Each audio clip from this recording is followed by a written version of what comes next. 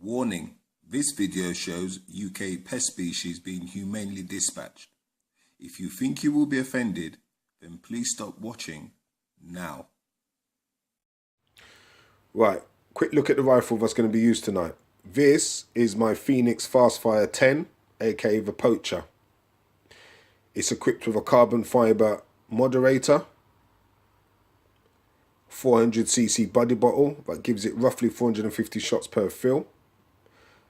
And mounted on top is a Pulsar N550 night vision scope. The whole thing scales down into 4 parts, which actually is transported around in this case here. But I keep it made up in this case because I use the original case to carry accessories. This gun is the ugliest gun in my collection, but 100% built for purpose.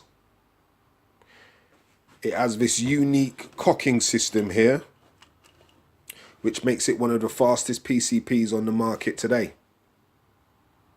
The accessories I have with it is this Cree light here,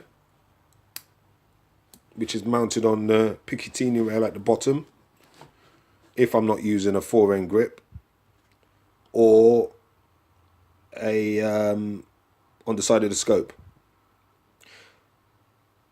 Because I'm using night vision, I don't shoot with lamp, but this is needed for at the end of the night when I'm clearing up. I've got 3 different types of foregrips I use. This is one of them, taken from an AR-15.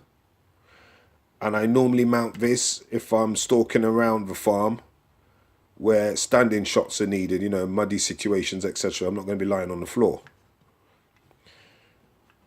If I'm out looking for rabbits, then, and it's summer, for example, and I can do prone position shots, then I use this bipod foregrip,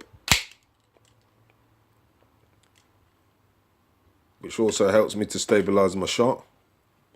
And then for running around the barn, I use this Hawk foregrip,